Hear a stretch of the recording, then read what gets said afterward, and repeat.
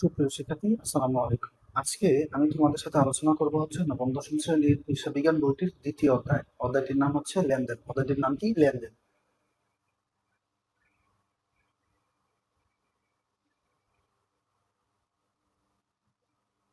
অধ্যায়টির নামটি হচ্ছে লেনদেন। এবার আমাদের জানতে হবে যে লেনদেন কাকে বলে। লেনদেন কাকে বলে? যে সকল ঘটনা আর্থিক অবস্থার পরিবর্তন ঘটায়, যে সকল ঘটনা একটি ব্যবসায়ের আর্থিক অবস্থার পরিবর্তন ঘটায়, ওই সকল ঘটনাকে কি বলে? লেনদেন বলে।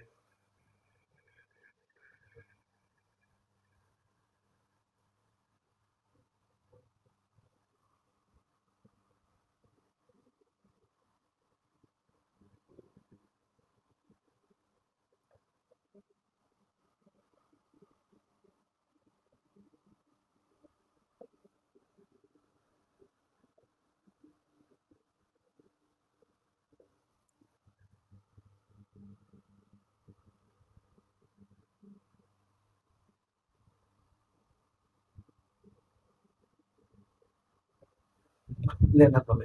যে সকল ঘটনা একটি ব্যবসা প্রতিষ্ঠানের আর্থিক অবস্থার পরিবর্তন ঘটায়, ওই সকল ঘটনাকে কি বলে? লেনদেন বলে। লেনদেন শব্দের অর্থ কি? লেনদেন শব্দের অর্থ কি? লেনদেন শব্দের অর্থ হচ্ছে, লেন অর্থ হচ্ছে গ্রহণ, দেন অর্থ হচ্ছে কি? দান করা। লেনদেন শব্দের অর্থ হচ্ছে গ্রহণ এবং প্রদান করা। গ্রহণ কিভাবে করে এবং প্রদান কিভাবে হয়? ধরো, আমি একটি কলম ক্রয় করেছি। কি? কলম ক্রয় করছি কত টাকা দিয়ে? ধরো 5 টাকা দিয়ে। তো আমি যে একটি কলম ক্রয় করছি, এর ফলে আমার দুটি কাজ হয়েছে। একটি হচ্ছে গ্রহণ হয়েছে, আর একটি হচ্ছে কি হয়েছে? প্রদান হয়েছে। কলম, আমি এই যে 5 টাকা দিলাম, 5 টাকা দিলাম, আমার কাছ থেকে কি চলে গিয়েছে? 5 টাকা চলে গেছে।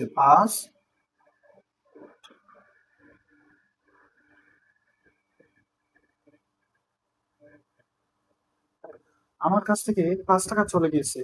তারপরে এই 5 টাকার বিনিময়ে আমার কাছে কি আসে? একটি কলম আসে। কি আসে? একটি কলম।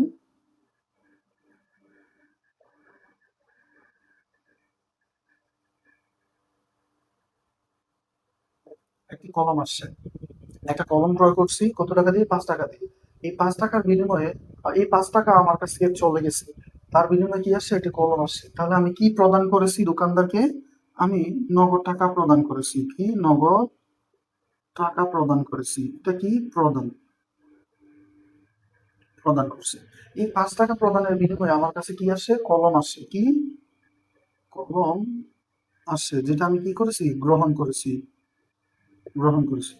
আমরা জানি যে লেনদেন কাকে বলে? যে সকল ঘটনা একটি ব্যবসা প্রতিষ্ঠানের আর্থিক অবস্থার পরিবর্তন ঘটায়, ওই সকল ঘটনাকে কি বলে? লেনদেন বলে। আর এই লেনদেন শব্দের অর্থ কি? গ্রহণ এবং প্রদান করা। গ্রহণ এবং প্রদান করা। আর গ্রহণ এবং প্রদান কিভাবে বুঝবো? আমি যদি একটি কলম ক্রয় করি, তার বিনিময়ে আমার কাছে কি আসবে? কলম আসবে, যেটা আমি কি? গ্রহণ করেছি। আর আমার কাছ থেকে কি চলে যাবে? নগদ টাকা চলে যাবে। 5 টাকা চলে যাবে, যেটা আমি কি? প্রদান করেছি। আচ্ছা, এই লেনদেন কত প্রকার? লেনদেন আবার 2 প্রকার। লেনদেন কত প্রকার? লেনদেন 2 প্রকার। একটি হচ্ছে অভ্যন্তরীণ লেনদেন, আর দ্বিতীয়টি কি? বাহ্যিক লেনদেন। একটি কি? অভ্যন্তরীণ লেনদেন।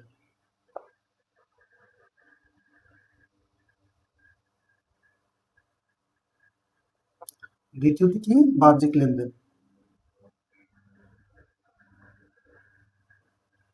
বাহ্যিক লেনদেন। লেনদেন 2 প্রকার, একটি অভ্যন্তরীণ, একটি কি? বাহ্যিক। এবার আমার জানতে হবে যে অভ্যন্তরীণ লেনদেন কোনগুলো আর কি বাহ্যিক লেনদেন কোনগুলো। ধরো, আমার প্রতিষ্ঠানে আমি একটা আসবাবপত্র ক্রয় করে আনছি। কি ক্রয় করে আনছি? ধরো একটা ফার্নিচার ক্রয় করছি। ফার্নিচারটা কি? আলমারি। কি? আলমারি ক্রয় করছি।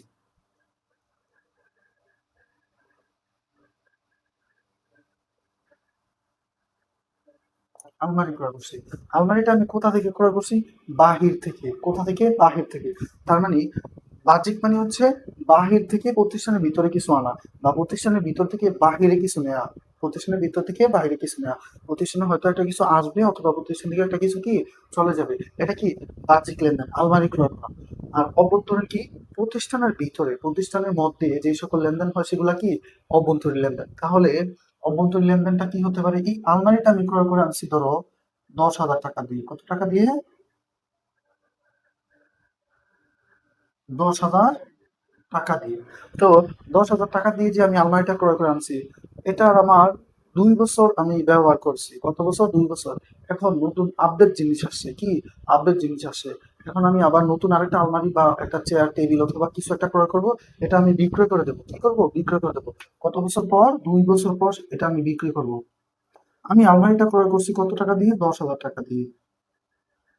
এখন কি 2 বছর পর কি আমি সেম 10,000 টাকায় বিক্রি করতে পারবো? অবশ্যই অবশ্যই না। তাহলে আমার কি করতে হবে? হয়তো 8,000 টাকায় বিক্রি করতে হবে, অথবা 5,000 টাকায় বিক্রি করতে হবে। টোটালি কথা হচ্ছে 10,000 টাকা দিয়ে আমি যে মূল্য দিয়ে ক্রয় করেছি সেই মূল্য কি আমি বিক্রয় করতে পারবো না। তাহলে ধরো আমি 8,000 টাকা দিয়ে বিক্রয় করেছি। 8,000 টাকা দিয়ে বিক্রয় করেছি। তাহলে 10,000 টাকা দিয়ে ক্রয় করছি, 8,000 টাকায় বিক্রয় করছি। তাহলে কম হলো কত টাকা?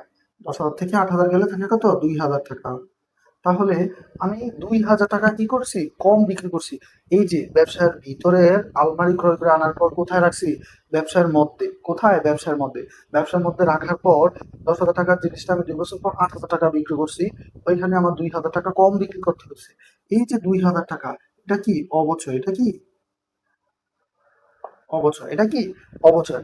তাহলে ব্যবসা প্রতিষ্ঠানের ভিতরে যে সকল লেনদেন হয় সেগুলো হচ্ছে অভ্যন্তরীণ লেনদেন, আর ব্যবসা প্রতিষ্ঠানের বাহিরে যে সকল লেনদেন হয় সেগুলো কি বাহ্যিক লেনদেন। আমাদেরকে খ- আমাদেরকে ছোট প্রশ্নের মধ্যে কি প্রশ্ন? ছোট প্রশ্নের মধ্যে দিক যে অভ্যন্তরীণ লেনদেন এবং বাহ্যিক লেনদেনের মধ্যে পার্থক্য কি, বা অভ্যন্তরীণ লেনদেন এবং বাহ্যিক লেনদেন কাকে বলে, জিনিসটা কি ব্যাখ্যা করো। অভ্যন্তরীণ লেনদেন কাকে বলে? যে সকল লেনদেন প্রতিষ্ঠানের ভিতরে সংগঠিত হয় সেগুলো হচ্ছে অভ্যন্তরীণ লেনদেন। আর যে সকল লেনদেন প্রতিষ্ঠানের বাহিরে যে সকল লেনদেন প্রতিষ্ঠানের বাহিরে সংগঠিত হয় সেগুলো কি বাহ্যিক লেনদেন।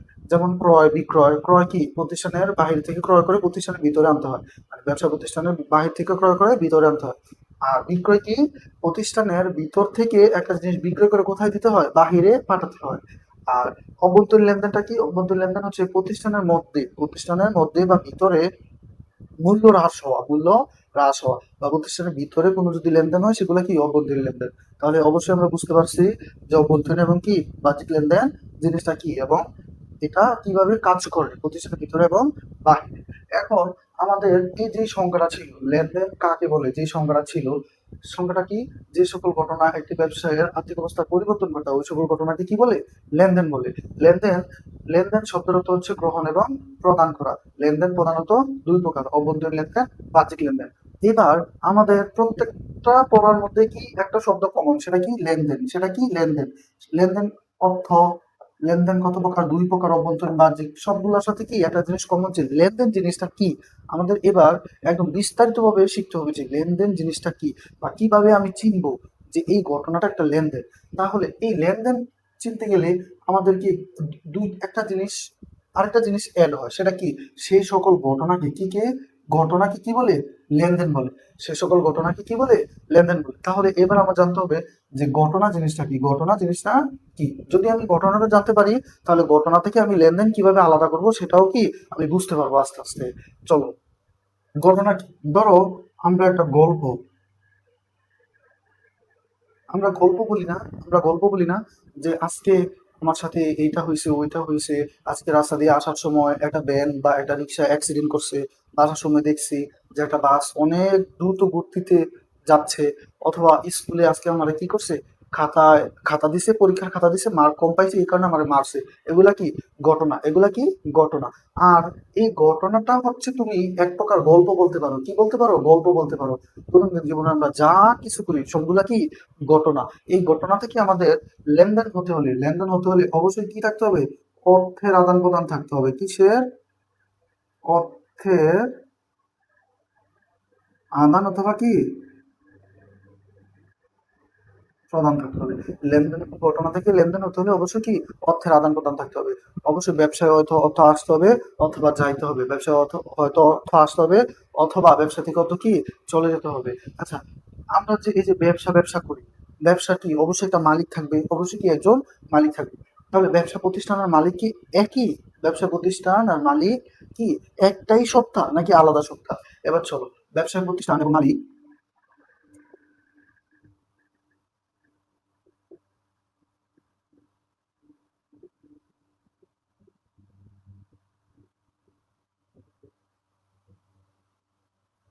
ব্যবসা প্রতিষ্ঠান এবং মালিক কি দুটি আলাদা সত্তা।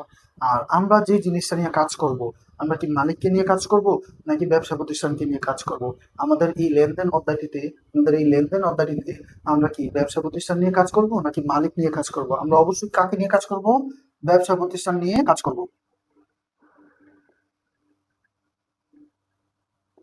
ব্যবসা প্রতিষ্ঠান নিয়ে কাজ করব।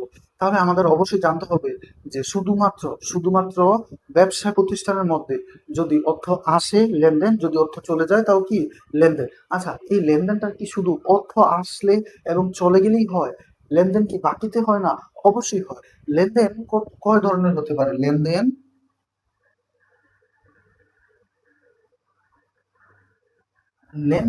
প্রধানত তিন ভাবে হতে পারে। কত ভাবে? তিন ভাবে। একটা হচ্ছে নগদ অর্থের আদান প্রদানের মাধ্যমে, দ্বিতীয় হচ্ছে বাকিতে। আচ্ছা, লেনদেন কি শুধু বাকিতে এবং নগদেই হয়? অবশ্যই না। সেবা আদান প্রদানের মাধ্যমে কি হয়? লেনদেন হয়। সেবা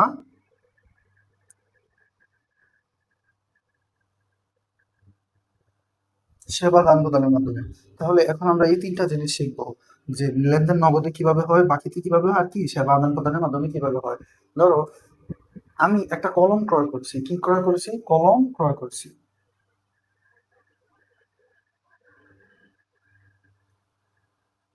কত টাকা দিয়ে? ধরো 5 টাকা দিয়ে। কত টাকা দিয়ে? 5 টাকা দিয়ে আমি একটা কলম ক্রয় করেছি 5 টাকা দিয়ে। এখন আমি এই কলমটা দোকানদারের কাছ থেকে নগদও আনতে পারি, আবার কি বাকিতেও আনতে পারি। ধরো পরিচিত একটা দোকান গেলাম, বললাম যে আমাকে একটা কলম দেন। কি দেন? কলম দেন। তার বিনিময়ে তুমি কি দিলা? 5 টাকা দিলা। কি দিলা? 5 টাকা দিলা। তারপরে এটা কি? এটা লেনদেন হয়। নগদ টাকা আদান প্রদানের মাধ্যমে এভাবে লেনদেন হয়। তাহলে ব্যবসা প্রতিষ্ঠানে কি আসে? নগদ। একটা কলম আসে। কি আসে? একটা কলম আসে। আর ব্যবসা প্রতিষ্ঠান থেকে কি চলে গেছে? নগদ 5 টাকা চলে গেছে। তাহলে এটা কি? লেনদেন। কেন লেনদেন? কারণ ব্যবসা প্রতিষ্ঠানে কিছু আসলেও লেনদেন, চলে গেলেও কি লেনদেন। এবার আসো বাকিতে কিভাবে হয়। এই যে তুমি কলমটা ক্রয় করছো, কি ক্রয় করছো? কলম ক্রয় করছো। এখন তুমি নগদ টাকা দেও নাই, বলছো যে পরিচিত দোকান, 1 দিন বা 2 দিন পরে আমি কি করব? কলমের টাকাটা ফেরত দিয়ে দিব। ধর 2 দিন পর তুমি কলমের টাকাটা ফেরত দিলা। 2 দিন পরে। আচ্ছা, 2 দিন পরে যদি তুমি টাকাটা দাও, তাহলে অবশ্যই যখন ক্রয় করছো সেটা কি বাকিতে ক্রয় করছো। তাহলে লেনদেন নগদ হতে পারে, বাকিতে হতে পারে। এবার দেখো, সেবা আদান প্রদানের মাধ্যমে কিভাবে লেনদেন হয়। সেবা আদান প্রদানের মাধ্যমে কিভাবে লেনদেন হয়। তুমি ধরো একটা সেলুনের দোকান দিছো। কিসের দোকান? সেলুনের দোকান দিছো। এখন অবশ্যই একজন স্টুডেন্ট একজন স্টুডেন্ট আসবে, অথবা একজন ব্যবসায়ী আসবে, অথবা যে কোনো একজন পাবলিক আসবে, বা র্যান্ডমলি একটা মানুষ আসবে। আসার পর তোমাকে বলবে কি, আমার চুলটা একটা চামাক চাল্লু কাটিং দিয়ে দেন। কি কাটিং? চামাক চাল্লু কাটিং। তো এই কাটিং দেওয়ার ফলে তোমাকে সে কত টাকা দিল? ধরো 100 টাকা দিল। কত টাকা? 100 টাকা দিল। এখন তুমি চুল কাটতেছো, এটা কি একটা সেবা? তার একটা কি সেবা? সেবা করতেছো না? চুল কাটতে দিতেছো, এটা কি একটা সেবা না? তো তার বিনিময়ে তোমাকে সে কি দিল? 100 টাকা দিল। অথবা ধরো তোমার একটা রেস্টুরেন্ট ব্যবসা আছে। কি ব্যবসা? রেস্টুরেন্ট ব্যবসা আছে। এখন মানুষ আসলো, খাবার খাইলো, তার সমপরিমাণ একটা কি দিল? তোমার বিল দিল। ধরো 500 টাকা দিল একটা বিল। কত টাকা দিল? 500 টাকা। এই যে তুমি খাবার খাওয়ানোর বিনিময়ে তুমি তার কাছ থেকে 500 টাকা নিলা, এটাকে কি বলে? সেবা আদান প্রদান। কি সেবা আদান প্রদানের মাধ্যমে লেনদেন। আচ্ছা, এই সেবা আদান প্রদানও কিন্তু আবার বাকিতে হইতে পারে। পরিচিত দোকান থেকে তুমি খাবার খেলা, বললা যে বন্ধু পরে টাকা দিয়ে দিব। তাহলে কি বাকিতে হলো না? তাহলে ব্যবসা প্রতিষ্ঠান থেকে কি গেল? খাবার চলে গেল। তোমার কিন্তু একটা সেবামূলক প্রতিষ্ঠান, রেস্টুরেন্ট। তো তোমার কাছ থেকে কি চলে গেল? খাবার চলে গেল। আর তোমার কাছে কি আসলো? অবশ্যই কিছুদিন পর কি আসবে? নগদ টাকা আসবে। এবার চলো, যে এই লেনদেন আমি একদম বিস্তারিতভাবে কিভাবে চিনবো। লেনদেন চিনার উপায়। লেনদেন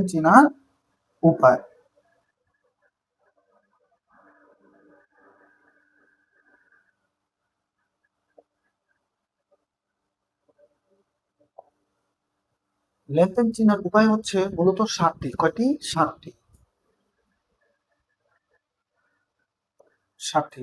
1 নম্বর হচ্ছে অর্থায়নকে পরিমাপযোগ্য, দ্বিতীয়টি দৃশ্যমানতা, তৃতীয়টি আর্থিক অবস্থার বিবরণী, চতুর্থ হিসাব সমীকরণের উপর প্রভাব। পঞ্চম দ্বৈত সত্তা। পঞ্চম দ্বৈত সত্তা। স্বয়ংসম্পূর্ণ ও স্বতন্ত্র। ষষ্ঠ কি স্বয়ংসম্পূর্ণ ও স্বতন্ত্র।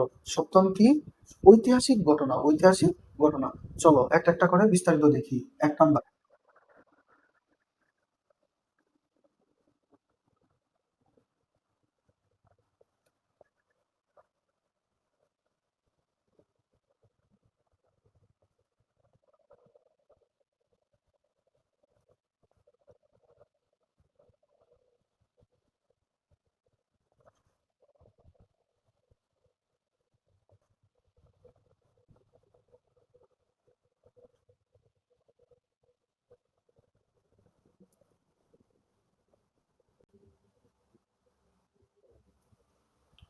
হিসাব সমীকরণের উপর প্রভাব। লেনদেন চিনার উপায় হচ্ছে কয়টি? 7টি। প্রথমত অর্থের অঙ্কে পরিমাপযোগ্য আর্থিক অবস্থার পরিবর্তন, দ্বৈত সত্তা, স্বয়ংসম্পূর্ণ ও স্বতন্ত্র, দৃশ্যমানতা, ঐতিহাসিক ঘটনা হচ্ছে কি হিসাব সমীকরণের উপর প্রভাব বিস্তার করে। এখন আমরা প্রতিটি চেনার উপায় এক একটা করে বিস্তারিত জানবো। অর্থের অঙ্কে পরিমাপযোগ্য জিনিসটা কি? অর্থের অঙ্কে পরিমাপযোগ্য জিনিসটা কি? ধরো তুমি একটা পণ্য বিক্রয় করছো। কি করছো? পণ্য বিক্রয় করছো। কত টাকা? 500 টাকা। কত টাকা? 500 টাকা। তো এইখানে তোমার কি আছে? পণ্য বিক্রয় করছো প্রতিষ্ঠান থেকে বা ব্যবসায় থেকে। তুমি একটা জিনিস বিক্রয় করছো মানে প্রতিষ্ঠানের বাহিরে পাঠিয়ে দিছো, যেটাকে বলে কি বাহ্যিক লেনদেন। যেটাকে বলে কি বাহ্যিক লেনদেন। আচ্ছা, তো পণ্য বিক্রয় করার ফলে তোমার প্রতিষ্ঠানে বা ব্যবসায়ের মধ্যে তোমার কি আসে? নগদ টাকা আসছে। কি আসে? নগদ টাকা আসে। আর প্রতিষ্ঠান থেকে কি চলে গেছে? পণ্য চলে গেছে, বা যে পণ্যটা বিক্রি করছে সেটা চলে গেছে। ধরো তুমি বিস্কুট বিক্রি করছো। কি বিস্কুট বিক্রি করছো, তোমার পণ্যটা কি বিস্কুট বা বিস্কিট। বিস্কুট বিক্রি করছো, হ্যাঁ? তোমার প্রতিষ্ঠান থেকে কি চলে গেছে? বিস্কুট চলে গেছে। আর আসছে কি? আসছে হচ্ছে নগদ টাকা আসছে। তাহলে এই যে অর্থের অঙ্কে পরিমাপযোগ্য জিনিসটা বুঝতে পারছো? বিস্কুটটার দাম কত টাকা ধরা হয়েছে? 500 টাকা। এটা পরিমাপ করা হয়েছে, এটা অর্থ দ্বারা পরিমাপ করা হয়েছে কত টাকা? 500 টাকা। এটা তোমার নগদ হইতে পারে, বাকিতে হতে পারে, অথবা অথবা সেবা আদান প্রদানের মাধ্যমেও কি অর্থের অঙ্কে পরিমাপযোগ্য হতে পারে। এই যে একটা সেলুনের দোকান দিছে, 500 টাকা 100 টাকা হেয়ার কাটিং মারছে, শাল্টিং বং কাটিং। হ্যাঁ, এই কাটিং এর ফলে কি দিছে? 100 টাকা দিছে। এটা কি? তাহলে অর্থের অঙ্কে পরিমাপযোগ্য জিনিসটা কি? নগদ টাকা বা বাকিতে, অথবা সেবা আদান প্রদানের মাধ্যমে কি হতে পারে? অর্থকে পরিমাপযোগ্য হতে পারে। যাই কিছু করুক সেটাকে আমরা কি দ্বারা পরিমাপ করবো? অর্থ দ্বারা। কি দ্বারা? অর্থ দ্বারা। এবার আসো আর্থিক অবস্থার পরিবর্তন। আর্থিক অবস্থার পরিবর্তন কিভাবে হয়? আমরা এই যে এইখানে পড়ছিলাম যে অভ্যন্তরীণ লেনদেন আর কি বাহ্যিক লেনদেন। তো এইখানে আমরা একটা উদাহরণ দিয়েছিলাম। কি দিয়েছিলাম? উদাহরণ কি? আলমারি ক্রয়। আমরা একটা উদাহরণ দিয়েছিলাম কি? যে আলমারি ক্রয় করেছি। কি ক্রয়? আলমারি ক্রয়। কত টাকা? 10,000 টাকা। এটা কোনটা বুঝাইতেছি? আর্থিক অবস্থার পরিবর্তন যেটা। আলমারি ক্রয় করা হয়েছে কত টাকা দিয়ে? 10,000 টাকা দিয়ে। কত টাকা? 10,000 টাকা। তাইলে এই যে আলমারি ক্রয় করার ফলে আমার প্রতিষ্ঠানে কি আসছে? আমার প্রতিষ্ঠানে আলমারি আসছে। কি আসছে? আলমারি আসছে। আর প্রতিষ্ঠান থেকে কি চলে গেছে? নগদ টাকা চলে গেছে। কি চলে গেছে? নগদ টাকা।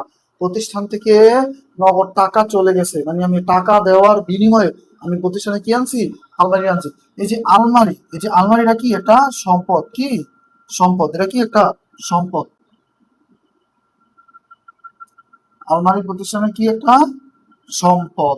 তাহলে প্রতিষ্ঠানের মধ্যে যে আলমারি ক্রয় করে আনছি, তাহলে প্রতিষ্ঠানে কি আলমারি কি হয়েছে? বৃদ্ধি হয়েছে। আলমারি বাড়ছে না?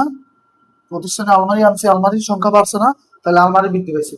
আর এই আলমারি আনতে যাইয়া, আলমারি ক্রয় করতে যাইয়া আমার কি গেছে? নগদ টাকা গেছে। তাহলে কি গেছে? নগদ টাকা গেছে। নগদ টাকা কি হয়েছে? চলে গেছে। চলে যাওয়া মানে হ্রাস। চলে যাওয়া মানে কি? হ্রাস। প্রতিষ্ঠানে বা ব্যবসায়ের মধ্যে কিছু আসলে সেটাকে বলে বৃদ্ধি, আর প্রতিষ্ঠান বা ব্যবসা থেকে কিছু চলে গেলে সেটাকে বলে কি? হ্রাস। তাহলে আর্থিক অবস্থার পরিবর্তন কিভাবে হয়েছে বুঝতে পারছো? সম্পদ বৃদ্ধি পেয়েছে, সম্পদ হ্রাস পেয়েছে। আমাদের কি কি আছে প্রতিষ্ঠানের মধ্যে? সম্পদ, আয়, ব্যয়, দায়, উত্তোলন। সম্পদ, আয়, ব্যয়, দায়, মূলধন, উত্তোলন। সম্পদ, আয়, ব্যয়, দায়, মূলধন, উত্তোলন। এগুলা কি আমার আর প্রতিষ্ঠানের কি আর্থিক অবস্থা? এগুলোর মাধ্যমে আমার কি প্রতিষ্ঠানের আর্থিক অবস্থার পরিবর্তন হয়, এগুলা হ্রাস বৃদ্ধি হয়। ধরো এটা তো সম্পদ বৃদ্ধি পাইছে এবং সম্পদ হ্রাস পাইছে, তাই না? ধরো আমি কি করছি? একটা কলম ক্রয় করছি। কি? কলম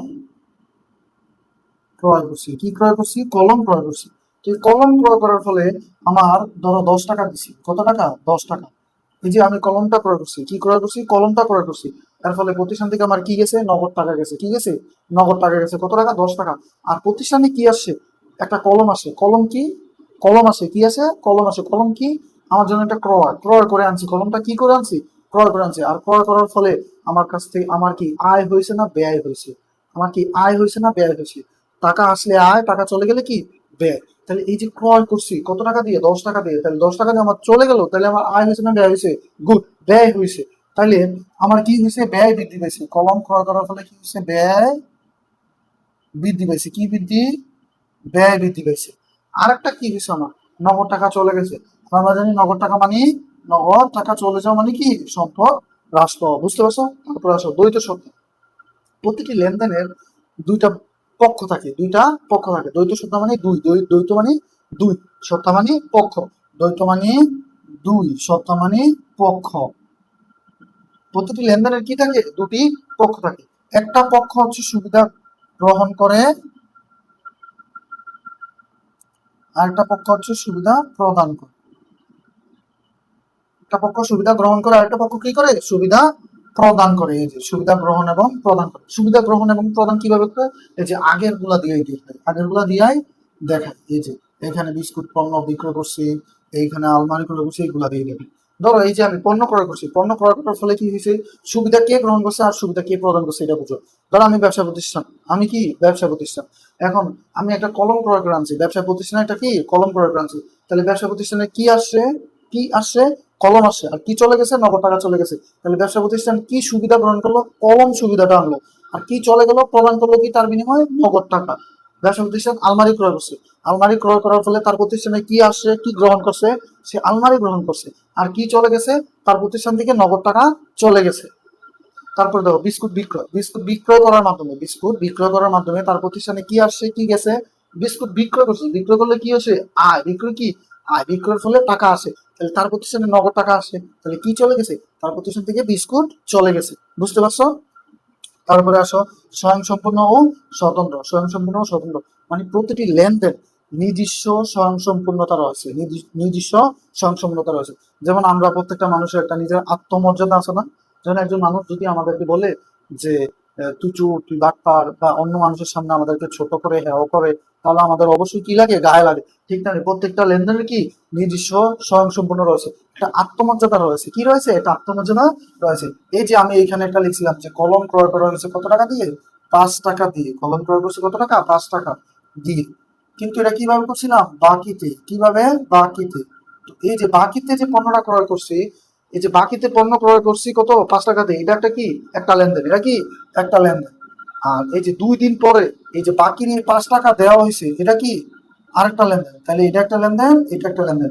কলম ক্রয় করছি 5 টাকা দিয়া, এটা একটা লেনদেন। আর এই যে কলমটা বাকিতে ক্রয় করছি, এটা আরেকটা লেনদেন। সেই বাকির টাকাটা যে 5 দিন বা 7 দিন বা বছরের শেষে বা মাসের শেষে দেওয়া হয়েছে, ওটা কি? একটা লেনদেন। তাহলে প্রতিটি লেনদেনে কি একটা স্বয়ংসম্পূর্ণ ও স্বতন্ত্র হয়েছে। আচ্ছা, দৃশ্যমানতা। আচ্ছা, লেনদেন আমরা জানি 3 ভাবে হয়: নগদে হয়, বাকিতে হয়, সেবা আদান প্রদানের মাধ্যমে। এবার আসে হচ্ছে দৃশ্যমানতা। লেনদেন কি শুধু চোখে দেখা যেগুলা দেখি এইগুলাই কি লেনদেন হয়? চোখে না দেখলে কি লেনদেন হয় না? মানে অদৃশ্য যেগুলো, এগুলা কি লেনদেন নয়? শুধু কি চোখের দেখাগুলাই কি লেনদেন? অবশ্যই না। অবশ্যই না। দৃশ্যমানতা কিভাবে? যেমন পণ্য ক্রয় করছে, পণ্য বিক্রয় করছে, আসবাবপত্র ক্রয় করছে, আসবাবপত্র বিক্রয় করছে, পাওনাদারের টাকা পরিশোধ করছে, দেনাদার থেকে কি করছে? টাকা আদায় করছে, সম্পদ বৃদ্ধি পেয়েছে, হ্রাস পেয়েছে, ব্যয় বৃদ্ধি পেয়েছে, ব্যয় হ্রাস পেয়েছে। এগুলা কি? দৃশ্যমানতা। অদৃশ্যমানতা কি? অদৃশ্যমানতা হচ্ছে এই যে আসবাবপত্র ক্রয় করছিলাম আমরা 10,000 টাকা দিয়ে, তার মধ্যে কি করছি? এই যে 10,000 টাকা দিয়ে আসবাবপত্র ক্রয় করছিলাম। কত টাকা দিয়ে? 10,000 টাকা দিয়ে আসবাবপত্র ক্রয় করছিলাম। 2 বছর পর, কয় বছর পর? 2 বছর পর সেটা আমি কি করছিলাম? বিক্রয় করছিলাম। কত টাকা? 8,000 টাকা। যার ফলে আমার 2,000 টাকা লস হয়েছে। এই যে 2,000 টাকা লস হয়েছে, এটা কি নামে দিয়েছিলাম? অবচয় নামে। কি নামে? অবচয় নামে। এই অবচয়টা হচ্ছে তোমার অদৃশ্যমান লেনদেন। লেনদেন কত প্রকার? 2 প্রকার। একটা হচ্ছে অভ্যন্তরীণ লেনদেন, বাহ্যিক লেনদেন। লেনদেন শব্দের অর্থ কি? গ্রহণ এবং প্রদান। আর দ্বৈত সত্য মানে কি? প্রতিটি লেনদেনে কয়টি পক্ষ থাকবে? 2টি পক্ষ থাকবে। দ্বৈত মানে 2, সত্য মানে পক্ষ, 2টি পক্ষ থাকবে। দৃশ্যমানতা কি? দৃশ্যমান প্রতিটি লেনদেন দৃশ্যমানও হতে পারে, অদৃশ্যমানও হতে পারে। অদৃশ্যমান কি? এই যে আসবাবপত্রের অবচয়, যন্ত্রপাতির অবচয়, সেবা সরঞ্জামের অবচয়, এগুলা কি অদৃশ্যমান লেনদেন। এবার আসা হচ্ছে ঐতিহাসিক ঘটনা। কি ঐতিহাসিক ঘটনা? ঐতিহাসিক ঘটনাটা একদম বাস্তব মুখে একটা উদাহরণ দিই। ধরো তোমার বন্ধু কি করছে, তোমার কাছ থেকে 200 টাকা ধার নিছে। কত টাকা? ধরো তোমার বন্ধু তোমার কাছ থেকে 200 টাকা ধার নিচ্ছে, 200 টাকা। এখন সে বলছে যে 3 দিন পর তোমার টাকাটা দিয়ে দিবে। কয়দিন পর? 3 দিন পর। 3 দিন পর তোমার টাকাটা দিয়ে দিবে। এখন সে ঠিকই 3 দিন পর তোমার টাকা দিছে কত? 150 টাকা। কত টাকা? 150 টাকা। তোমার বন্ধু তোমার কাছ থেকে টাকা নিছে 200 টাকা, 3 দিন পর দিয়ে দিবে বলে। 3 দিন পর ঠিকই টাকা দিছে। কত টাকা? 150 টাকা। দেয় নাই কত টাকা? 50 টাকা দেয় নাই। কত টাকা দেয় নাই? 50 টাকা দেয় নাই। এখন এই যে 50 টাকা দেয় নাই, এটাকে বলে কি জানো? অনাদায়ী পাওনা। এটা কি? অনাদায়ী পাওনা। কারণ তুমি এই টাকাটা আদায় করতে পারবে না। যদি আদায় করতে না পারো, যদি ধরো 2 বছর চলে গেছে, 2 বছর চলে গেছে, এই টাকাটা তোমার আর দেয় নাই, মানে তুমি আদায় করতে পারতেছো না, তার মানে এটা কি? অনাদায়ী। আদায় হয় নাই, অনাদায়ী। কি দায়ী? অনাদায়ী মানে তুমি আদায় করতে পারতেছো না, অনাদায়ী পাওনা সঞ্চিতি যেটাকে বলে। 2 বছর পর হয়ে গেছে কিন্তু 50 টাকা তুমি আদায় করতে পারো না, এখন এই টাকার আশাটা ছাইড়া দিছো। কি? অনাদায়ী পাওনা সঞ্চিতি। এবার আসো যে তুমি এই যে 200 টাকা দিছো, কাকে দিছো? বন্ধুকে দিছো। 3 দিন পর 150 টাকা দিব বইলে, 200 টাকা দিছো, 3 দিন পর 200 টাকা দিবে, এরকম প্রতিশ্রুতিতে।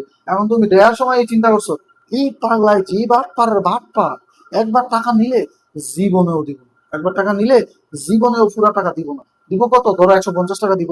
তো তুমি আগেই চিন্তা করে রাখছো কত টাকা সে কম দিব? 50 টাকা সে কম দিব। এটা কি বলে? বার্তা সঞ্চিতি। কি বলে? বার্তা সঞ্চিতি। অগ্রিম যদি তুমি মনে মনে চিন্তা করে থাকো যে সে টাকা দিবে না, বা এই ব্যবসা থেকে তুমি বিক্রয় করছো সেই টাকাটা, তুমি ধরো কিছু ছাড়, ধরো একটা পণ্য বিক্রয় করছো কত? 50 টাকা।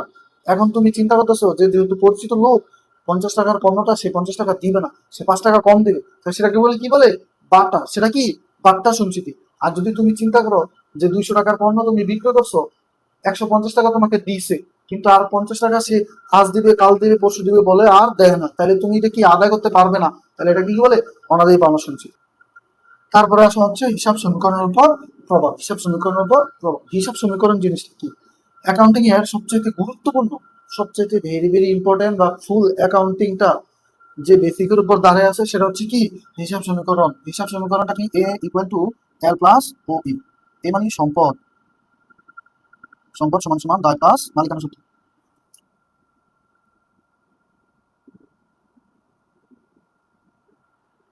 সম্পদ সমান সমান দায় প্লাস মালিকানা সত্ত্ব। হিসাব সমীকরণের উপর প্রভাব। সম্পদ সমান সমান দায় প্লাস মালিকানা সত্ত্ব। এবার আসো যে এখানে চিরচেনা একটা উদাহরণ দিই। এই যে ধরো বিস্কুট বিক্রয়। কি বিক্রয়? বিস্কুট বিক্রয়। এই যে আমি বিস্কুট বিক্রয় করছি কত? 500 টাকা দিয়ে। বিক্রয় করার ফলে আমার কি হয়েছে? আয় হয়েছে। বিক্রয় করার ফলে আমার কি হয়েছে? আয় হয়েছে। মনে রাখবা, ক্রয় মানি ব্যয়, বিক্রয় মানি আয়। ক্রয় মানি ব্যয়, বিক্রয় মানি আয়। আর পণ্য ক্রয়ের সাথে, বাকিতে পণ্য ক্রয়ের সাথে পাওনাদার জড়িত, আর বাকিতে পণ্য বিক্রয়ের সাথে দেনাদার জড়িত। মালিক এবং ব্যবসা প্রতিষ্ঠান সম্পূর্ণ কি? আলাদা। আমরা কার অঙ্ক করি? আমরা করি হচ্ছে ব্যবসা প্রতিষ্ঠানের অঙ্ক। মালিকের কোনো হিসাব কিতাব আমাদের অঙ্কে আসবে না। মালিকের কোনো কিছুই কি লেনদেন নয়। মালিকের মেয়ের স্কুলের বেতন প্রদান, মালিকের মেয়ের বিয়ে দেওয়া হয়েছে, মালিকের টাকা চুরি হয়ে গেছে, মালিকের টাকা আগুনে পুড়ে গিয়েছে, এগুলা কি লেনদেন নয়।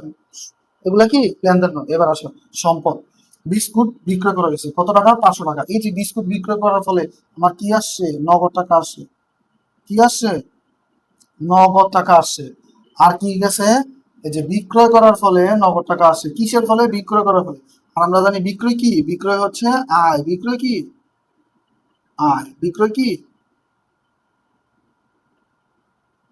বিক্রয় কি? আয়। এই যে বিক্রয় করার ফলে নগদ টাকা আসে, তার মানে বিক্রয়টা কি? বিক্রয় হচ্ছে আয়। বিক্রয়ের ফলে আয় হচ্ছে, নগদ টাকা আসে। তাহলে এই যে নগদ টাকা, এটা কি? সম্পদ। তাহলে সম্পদ কি? বৃদ্ধি পেয়েছে, সম্পদ বৃদ্ধি। আর এই যে বিক্রয়ের ফলে নগদ টাকা আসছে, তাহলে বিক্রয়ও কি? বিক্রয়ও বৃদ্ধি। তাহলে হিসাব সমীকরণের উপর প্রভাব কিভাবে পড়ে বুঝতে পারছো? সম্পদ সমান সমান দায় প্লাস মালিকানা সূত্র। সম্পদ হচ্ছে যা মুনাফা অর্জনের কাজে আসে, যা মুনাফা অর্জনে বা মুনাফা বৃদ্ধিতে কাজে আসে, সেটা কি? সম্পদ। আর দায় কি? মালিকের মোট সম্পত্তি থেকে, মালিকের মোট সম্পত্তি থেকে বা মুনাফা থেকে তৃতীয় পক্ষের দাবি। কার দাবি? তৃতীয় পক্ষের দাবি বাদ দিলে যেটা আসে সেটা কি? মালিকানা সত্ত্ব। মালিকের মোট সম্পদ থেকে তৃতীয় পক্ষের দাবি বাদ দিলে যেটা আসে সেটা কি? মালিকানা সত্ত্ব। আর মালিকের মোট সম্পত্তির মধ্যে তৃতীয় পক্ষের যে দাবি, ওটাকে কি বলে? দায় বলে। ওটাকে কি বলে? দায়। এখন আমরা যে বেসিকটা আলোচনা করলাম তার উপর ভিত্তি করে আমরা কি বইয়ের সৃজনশীল 1-এর ক নাম্বারটা আলোচনা করব। ব্যবসায়িক লেনদেন নয় এমন ঘটনাগুলো চিহ্নিত করে মোট পরিমাণ নির্ণয় করো।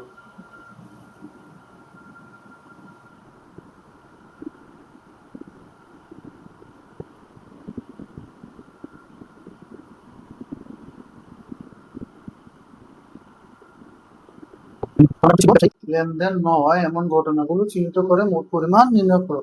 তাহলে এটার ঘরটা কিভাবে হবে?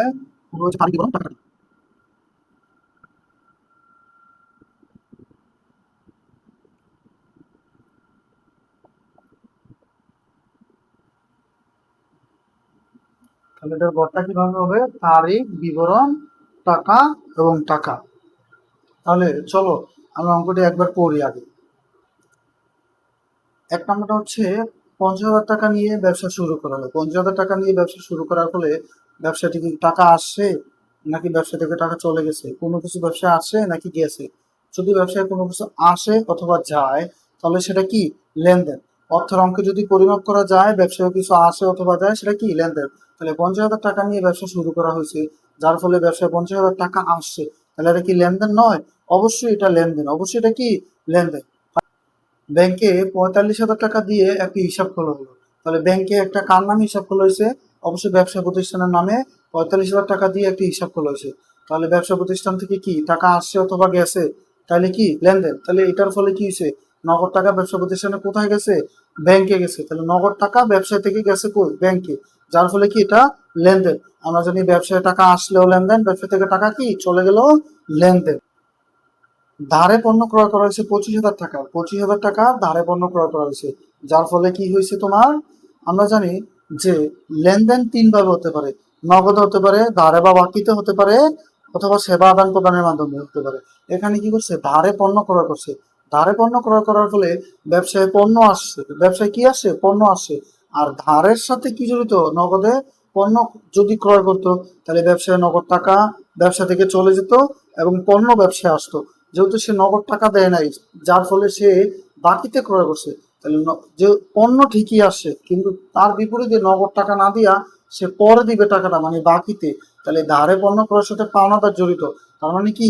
পাওনাদার বৃদ্ধি পাইছে, অবশ্যই সে একটা সময় টাকা দিয়ে দিবে। তাহলে এটাও কি? লেনদেন। মালিক কর্তৃক ব্যাংক হতে ব্যক্তিগত প্রয়োজনে ঋণ গ্রহণ 10,000 টাকা। ধরো মালিক কর্তৃক ব্যাংক হতে ব্যক্তিগত প্রয়োজনে ঋণ গ্রহণ কত? 10,000 টাকা। আমরা জানি ব্যবসা প্রতিষ্ঠান এবং মালিক কি সম্পূর্ণ আলাদা। ব্যবসা প্রতিষ্ঠান এবং মালিক কি সম্পূর্ণ আলাদা। আর আমরা অঙ্ক করি হচ্ছে ব্যবসা প্রতিষ্ঠানের। মালিকের কোনো কিছুই কি আমাদের ব্যবসা প্রতিষ্ঠানের অঙ্কের মধ্যে আসবে না। ধরো মালিকের মেয়ের বিয়ে, মালিকের ছেলের স্কুলের বেতন প্রদান, মালিকের টাকা চুরি হয়ে গেছে, মালিকের পণ্য নষ্ট হয়ে গেছে, এগুলা কি কিছুই কি ব্যবসায় আসবে না। এগুলা কার? মালিকের। তাহলে মালিকের ব্যক্তিগত প্রয়োজনে ঋণ গ্রহণ 10,000 টাকা, এটা কি? লেনদেন নয়। তাহলে এটা কত নাম্বার?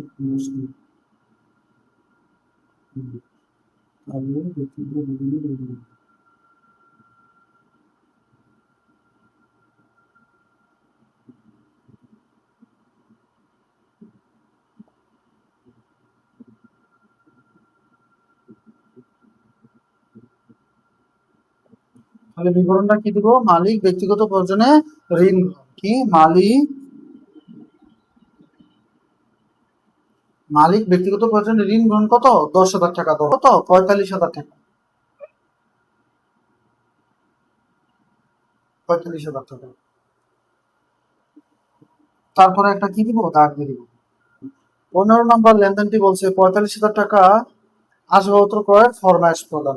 আচ্ছা, 45,000 টাকার আসবাবপত্র ক্রয়ের ফরমায়েশ প্রদান, তাহলে অবশ্যই এটা লেনদেন, তাই না? যেহেতু টাকা চলে গেছে, আসবাবপত্র কি করছে? ফরমায়েশ দিচ্ছে, তার মানে কি টাকা চলে গেছে, তাই না? অবশ্যই অবশ্যই না। কেন না? কারণ ফরমায়েশ অর্থ হচ্ছে অর্ডার, আর অর্ডারের ইংলিশ হচ্ছে ইংলিশ শব্দ, আর বাংলা কি? চুক্তি করা। চুক্তি করা, ফরমায়েশ, চুক্তি, অর্ডার, এগুলা কি একই কথা। যে লাউ সেই কদু, যে পাপ্পা সেটা কি ড্যাডি, সেটা কি বাবা।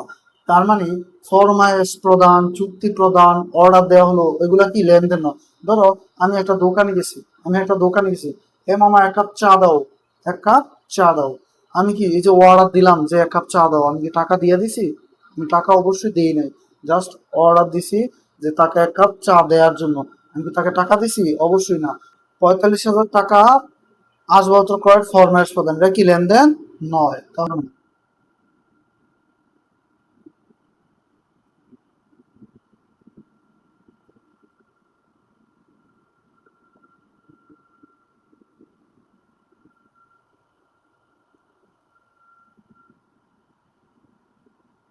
45,000 টাকা। তাহলে আমাদের আসবাবপত্র ক্রয়ের ফরমাশ প্রদান কত? 45,000 টাকা। মালিকের কোনো ব্যক্তিগত খরচ লেনদেন নয়। অর্ডার, চুক্তি, পণ্য অর্ডার, চুক্তি, ফরমাশ এগুলা কি লেনদেন নয়। তাহলে এখানে আমরা কি মোট টাকাটা রাখলাম 85 শেষ।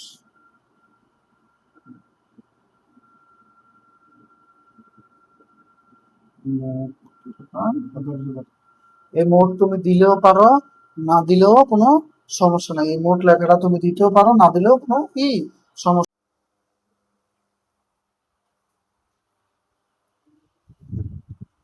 সুপ্রিয় শিক্ষার্থী, এতক্ষণ আমরা যে বেসিকটা নিয়ে আলোচনা করলাম সেটার উপর ভিত্তি করে আমরা এখন একটি পাঠ্য বইয়ের যে অঙ্কটা আছে খ নাম্বারটা করব, সেই অঙ্কটার খ নাম্বার করব। খ, লেনদেন চিহ্নিত করে, লেনদেন চিহ্নিত করে সমীকরণ পদ্ধতিতে কারণ সহ ব্যাখ্যা। লেনদেন চিহ্নিত করে সমীকরণ পদ্ধতিতে কারণ সহ ব্যাখ্যা। চলো অঙ্কটি আমরা করি। অঙ্কটি কি?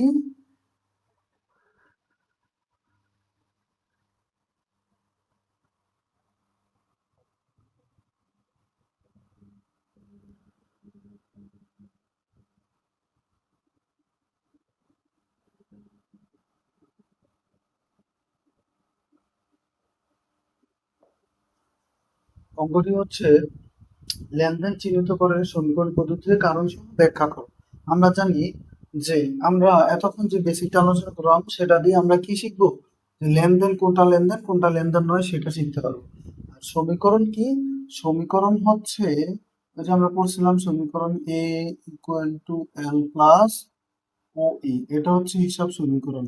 আর কারণ সহ ব্যাখ্যা, কারণ সহ ব্যাখ্যা মানে এগুলা বৃদ্ধি অথবা কি হ্রাস। এই লেনদেনটির ফলে এগুলো বৃদ্ধি অথবা হ্রাস। তাহলে আমরা কি কি করতে হবে? লেনদেন কিনা চিহ্নিত করতে হবে, তারপরে সমীকরণ ইকুয়াল টু এল প্লাস ওই এর কারণ দিতে হবে বৃদ্ধি অথবা হ্রাস। চলো আমরা এটার গড়টা করি। প্রথমত প্রথমত দিতে হবে কি তারিখ। প্রথম কি দিতে হবে? তারিখ। শোনো, যখনই তোমরা অঙ্ক করবা তারিখের ঘর যত পারো কিপটামি করে দিবা। কি করে দিবা? কিপটামি করে দিবা। তারপরে তারিখ, তারপর আমরা এই অঙ্কটা করবো হচ্ছে লেনদেন। তাহলে কি চিহ্নিত করুন, কি লেনদেন চিহ্নিত করতে বলছে। তাহলে তারিখ লেনদেন কিনা, কি লেনদেন কিনা। তারপর হচ্ছে কারণ সহ ব্যাখ্যা।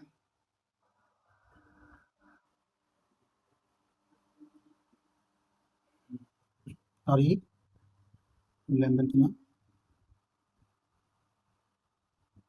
তারপর হচ্ছে কারণ সহ ব্যাখ্যা। কারণ সহ ব্যাখ্যাটা কার? ইকুয়াল টু এল প্লাস ও ই এর, কার ইকুয়াল টু এল প্লাস ও ই। তাহলে তারিখ লেনদেন কিনা কারণ সহ ব্যাখ্যা। এবার চলো আমরা প্রথম প্রথম ঘটনাটা আগে পড়ি, যেটা লেনদেন নাকি লেনদেন নয়, তারপর আমরা কি জানবো। প্রথম 5,000 টাকা, 50,000 টাকা নিয়ে ব্যবসা শুরু করা হলো। কত টাকা? 50,000 টাকা নিয়ে ব্যবসা শুরু করা হলো। তাহলে ব্যবসার মধ্যে কি টাকা আসছে? হ্যাঁ, ব্যবসার মধ্যে 50,000 টাকা আসছে। আর এই টাকাটা আমরা যদি ব্যবসা শুরু করি, ব্যবসা শুরু করা হলো, তাহলে আমরা প্রথমত যে টাকাটা আনি সেটা কি মূলধন স্বরূপ আনি। কি স্বরূপ আনি? মূলধন স্বরূপ আনি। তাহলে 50,000 টাকা নিয়ে যে ব্যবসা শুরু করা হয়েছে, ব্যবসা শুরু করার ফলে ব্যবসায় নগদ টাকা আসে, সমান সমান সম্পদ বৃদ্ধি পেয়েছে। আর ব্যবসায় কি আনছি?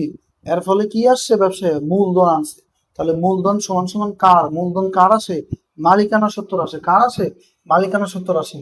আরেকটা জিনিস জেনে রাখি, যে মালিকানা সত্ত্ব,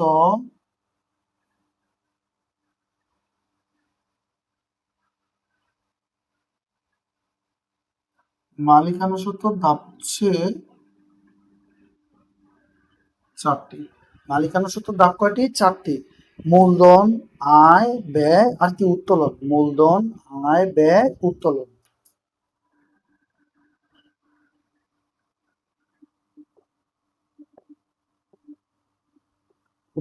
মূলধন আর আয় হচ্ছে যোগ হবে, আর উত্তোলন আর হচ্ছে ব্যয় হচ্ছে বিয়োগ হবে। বিয়োগ হবে।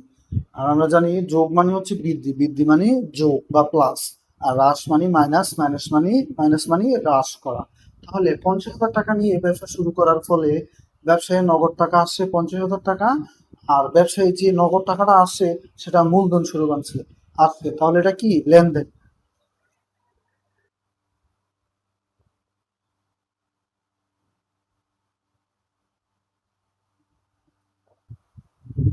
তাহলে আমরা এবার কারণটা কিভাবে দিব, যে 50,000 টাকা নিয়ে ব্যবসা শুরু করার ফলে, তাহলে এটা কারণটা কিভাবে দিব, যে নগদ অর্থ আনয়ন, নগদ অর্থ ব্যবসায়ে আনা, অর্থাৎ অর্থাৎ ব্যবসায়ে নগদ সমান সমান কি সম্পদ বৃদ্ধি, সম্পদ বৃদ্ধি। আর এই টাকাটা কি স্বরূপ আনা হয়েছে, মূলধন স্বরূপ। তাহলে মূলধন সমান সমান মালিকানা সত্ত্ব বৃদ্ধি।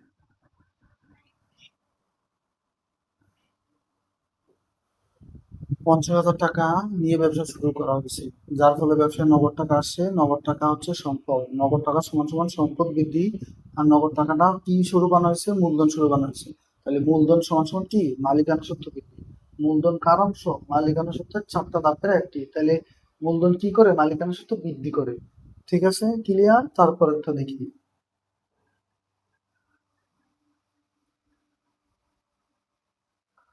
ব্যাংকে 45,000 টাকা নিয়ে একটি হিসাব খোলা হলো। কত টাকা, 45,000 টাকা। তাহলে ব্যাংকে যে একটা হিসাব খোলা হয়েছে কার নামে, ব্যবসায়ের নামে। তোমার একটা ব্যবসা প্রতিষ্ঠান আছে, তার জন্য একটা হিসাব খোলা হয়েছে ব্যাংকে।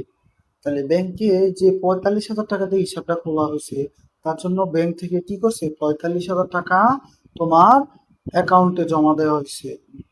কোথা থেকে, ব্যবসা থেকে 45,000 টাকা কোথায় দেওয়া হয়েছে, ব্যাংকে জমা দেওয়া হয়েছে। তাহলে ব্যবসা থেকে 45,000 টাকা চলে গেছে, মানে নগদ টাকা চলে গেছে। আর এই টাকাটা কোথায় গেছে, ব্যাংকে গেছে। তাহলে ব্যবসা থেকে টাকা চলে গেছে মানে নগদ টাকা হ্রাস পাইছে, আর ব্যাংকের টাকা কি হয়েছে, বৃদ্ধি হয়েছে।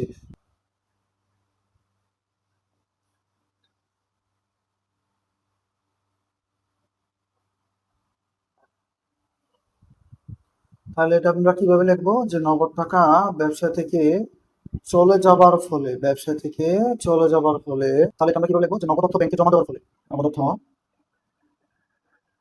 নগদ অর্থ,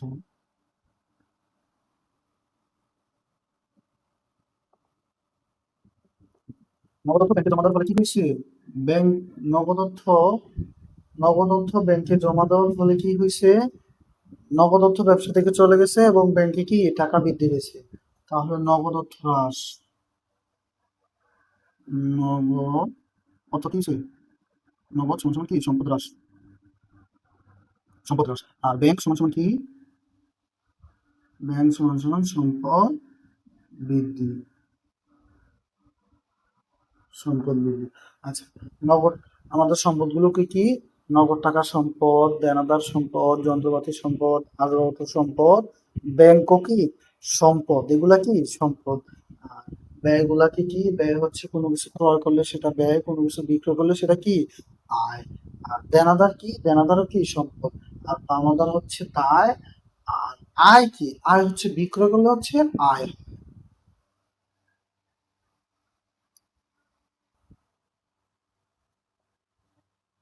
ডিসেম্বর 5, ধারে পণ্য ক্রয় করা হয়েছে কত টাকা, 25,000 টাকা। ধারে পণ্য ক্রয় করা হয়েছে 25,000 টাকা। তাহলে ধারে পণ্য ক্রয় করার ফলে ব্যবসায় পণ্য আসছে, মানে ক্রয় করা হয়েছে। তাহলে ব্যবসায় পণ্য আসছে মানে ক্রয় করার ফলে কি হয়, আয় হয় না ব্যয় হয়, ব্যয় হয়। তাহলে ক্রয় সমান সমান কি বৃদ্ধি, ব্যয় বৃদ্ধি। আর যদি এটা নগদে করতো তাহলে তো এতক্ষণ ওই যে আহ, নগদ অর্থ ব্যাংকে জমা দেওয়া হয়েছে। আচ্ছা, ধারে পণ্য ক্রয় করা হয়েছে কত টাকা, 25,000 টাকা। 25,000 টাকা ধারে পণ্য ক্রয় করা হয়েছে, যার ফলে ব্যবসায়ের মধ্যে ক্রয় করার ফলে ব্যয় হয়, ক্রয় করার ফলে কি হয়, ব্যয় হয়। তাহলে ব্যয় বৃদ্ধি হয়েছে, ক্রয়ের ফলে ব্যয় বৃদ্ধি হয়। আর যেহেতু ধারে ক্রয় করছে, তাহলে ধারে ক্রয়ের সাথে কি জড়িত, পাওনাদার জড়িত। গুড। ধারে পণ্য ক্রয়ের সাথে কি জড়িত, ধারে ক্রয়ের সাথে কি জড়িত, পাওনাদার। ধারে বিক্রয়ের সাথে কি জড়িত, দেনাদার জড়িত। গুড। তাহলে ধারে পণ্য ক্রয় করার ফলে ব্যবসায়ে ক্রয় সমান সমান ব্যয় বৃদ্ধি পাইছে। কি বৃদ্ধি পাইছে? ব্যয় বৃদ্ধি পাইছে। আর ব্যয় বৃদ্ধি পাওয়ার সাথে সাথে পণ্যটা কিভাবে আনছে? ধারে। তাহলে ধারে ক্রয়ের সাথে কি জড়িত? পাওনাদার জড়িত। পাওনাদার সমান সমান দায় বৃদ্ধি। পাওনাদার কার ঘরের? দায়ের ঘরের লোক। তাহলে আমরা এটা লিখবো হচ্ছে এটা কি? লেনদেন। হ্যাঁ, লেনদেন। লেনদেন।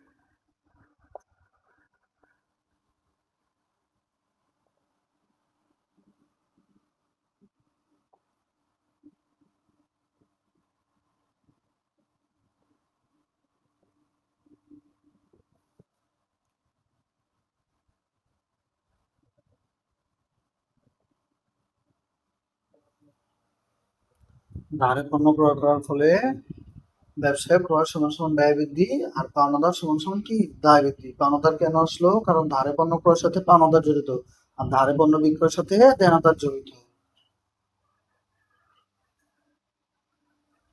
আমরা আমরা যেটা পড়তেছি হচ্ছে লেনদেন যুক্ত করে সন্নিকট পদ্ধতির কারণ সহ ব্যাখ্যা। তাহলে তারপরে 20 নম্বরে আছে, কত নম্বরে? 20 নম্বরে। কারণ আমাদের হচ্ছে 10 এবং 15, এটা কি? লেনদেন নয়। যেহেতু এই দুইটা লেনদেন নয়, তাহলে আমরা এখানে কি আনবো না। যেহেতু শুধু লেনদেন চিহ্নিত করে করতে বলছি, শুধু লেনদেন চিহ্নিত করে করতে বলছি, তাহলে যেগুলো শুধু লেনদেন সেগুলি আনবো। তাহলে 20 আর 15 কি আসবে না। তারপরেরটা কি? পাওনাদারকে পরিশোধ 45,000 টাকা। পাওনাদারকে পরিশোধ কত? 45,000 টাকা। এই যে আমি এইখানে কি করছিলাম? ধারে পণ্য ক্রয় করছিলাম। এই যে এটাতে ধারে পণ্য ক্রয় করছিলাম কত টাকা? ধারে পণ্য ক্রয়ের সাথে কি জড়িত? পাওনাদার জড়িত। এখন বলতেছে এই পাওনাদারকে আমি কি পরিশোধ করে দিব। তাহলে এটা কত? তাহলে পাওনাদারকে যে পরিশোধ করে দিব, তার ফলে কি ব্যবসায় টাকা আসে না গেছে? ব্যবসায় টাকা আসছে নাকি গেছে? তাহলে পাওনাদারকে পরিশোধ করবো, তাহলে নগদ টাকা চলে গেছে, তার মানে কি এটা একটা লেনদেন।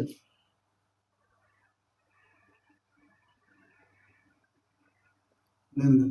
তাহলে পাওনাদারকে যে পরিশোধ করছি, যার ফলে ব্যবসা থেকে নগদ টাকা চলে গেছে, পাওনাদারকে পরিশোধ করার ফলে ব্যবসা থেকে টাকা চলে গেছে। আর ব্যবসা থেকে আরেকটা জিনিস গেছে, সেটা কি? পাওনাদারের পরিমাণ। আগে যে 45,000 টাকা দিয়ে যে আমি ক্রয় করছিলাম, সেখানে আমার কাছ থেকে সেই 45,000 টাকা পাইতো। এখন আমি কি করছি? সেই টাকাটা, পাওয়া টাকাটা আমি তাকে কি দিয়ে দিয়েছি? দিয়ে দিয়েছি, মানে দায় থেকে আমি কি মুক্ত হয়ে গিয়েছি। তাহলে আমার পাওনাদারের পরিমাণটা হ্রাস হইলো না, দায়ের পরিমাণ হ্রাস হয়ে গিয়েছে। তাহলে পাওনাদারকে টাকা দেওয়ার ফলে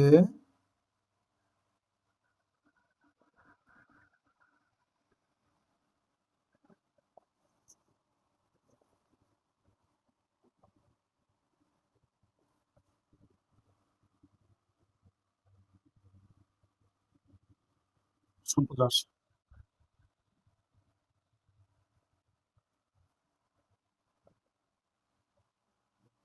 দায় হ্রাস। এখন আমি পুরো অঙ্কটা তোমাদেরকে আবার বুঝিয়ে দিই। ডিসেম্বর 1, লেনদেন কি না? হ্যাঁ, লেনদেন। কিভাবে লেনদেন হলো? ব্যবসায় কি নগদ অর্থ আসছে, নগদ অর্থ আনয়ন করা হয়েছে কত? 50,000 টাকা। তাহলে ব্যবসায় নগদ অর্থ আনার ফলে ব্যবসায় নগদ অর্থ আসছে, ব্যবসা থেকে নগদ অর্থ ব্যবসায় কোনো কিছু আসলেও লেনদেন, কোনো কিছু চলে গেলেও কি লেনদেন। যেহেতু এখানে নগদ টাকা আনা হয়েছে, তার মানে কি এটা লেনদেন। আর নগদ টাকাটা আমরা জানি বছরের শুরুতে বা মাসের শুরুতে, অথবা তোমার ব্যবসা শুরু করার প্রথমে যে অর্থটা আনা হয় সেটা কি? মূলধন। তাহলে নগদ টাকা আনার ফলে, নগদ টাকা ব্যবসায় আনয়ন করার ফলে ব্যবসায় নগদ টাকা বৃদ্ধি পেয়েছে। নগদ টাকা সমান সমান সম্পদ বৃদ্ধি পেয়েছে। আর মূলধন কার ঘরের লোক? মূলধন হচ্ছে মালিকানা সত্ত্বের ঘরের লোক। তাহলে মূলধন সমান সমান কি বৃদ্ধি? মালিকানা সত্ত্ব বৃদ্ধি। তারপরটা দেখো, এরপরটা কি? লেনদেন। হ্যাঁ, লেনদেন। নগদ অর্থ ব্যাংকে জমা দেওয়া হলো। 50,000 টাকা ব্যাংকে কি করেছে? জমা দিয়েছে। 50,000 টাকা ব্যাংকে জমা দেওয়ার ফলে কি এটা লেনদেন হয়েছে? ব্যবসা থেকে কি টাকা আসছে নাকি ব্যবসা থেকে চলে গেছে? ব্যবসা থেকে চলে গেছে। তার মানে এটা কি? এটাও লেনদেন। নগদ টাকা সমান সমান কি হয়েছে? সম্পদ হ্রাস পেয়েছে। আর কোথায় গেছে টাকাটা? ব্যাংকে গেছে। ব্যাংকও কি এটা? সম্পদ। তাহলে ব্যাংকের টাকা বৃদ্ধি পেয়েছে, তার মানে কি সম্পদ হ্রাস পেয়েছে, আর কি সম্পদ বৃদ্ধি পেয়েছে। তারপরটা দেখি যে ধারে পণ্য ক্রয় করেছে, 25,000 টাকা ধারে পণ্য ক্রয় করেছে, যার ফলে কি হয়েছে? ব্যবসায় পণ্য আসছে বা ক্রয় করা হয়েছে। ব্যবসায় কি ধারে পণ্য ক্রয় করেছে, ক্রয়ের ফলে কি হয়? ব্যয় হয়। ক্রয়ের ফলে কি হয়? ব্যয় হয়। এটা কার ঘরের লোক? মালিকানা সত্ত্বের লোক। তাহলে ক্রয় সমান সমান কি? ক্রয় করার ফলে ক্রয় সমান সমান কি? ব্যয় বৃদ্ধি। ক্রয়ের ফলে ব্যয় হয়। কার ঘরের লোক? মালিকানা সত্ত্বের লোক। তাহলে ক্রয় সমান সমান ব্যয় বৃদ্ধি। আর ধারে পণ্য ক্রয়ের সাথে পাওনাদার জড়িত, আর ধারে পণ্য বিক্রয়ের সাথে দেনাদার জড়িত। ধারে পণ্য ক্রয় করছে সেজন্য কি বৃদ্ধি পেয়েছে? পাওনাদার সমান সমান দায় বৃদ্ধি পেয়েছে। পাওনাদার সমান সমান দায় বৃদ্ধি পেয়েছে। তারপরে দেখো ডিসেম্বর 20 নাম্বারটা, পাওনাদারের ওই যে ধারে আনছে যে পণ্যটা, 25,000 টাকা যে পণ্যটা ধারে আনছে সেটা কি করছে? সে বিক্রি করে সেটা সে কি করছে? পরিশোধ করে দিছে। যার ফলে কি হয়েছে? ব্যবসায় টাকা আসছে নাকি গেছে? ব্যবসায় কোনো কিছু আসছে নাকি গেছে?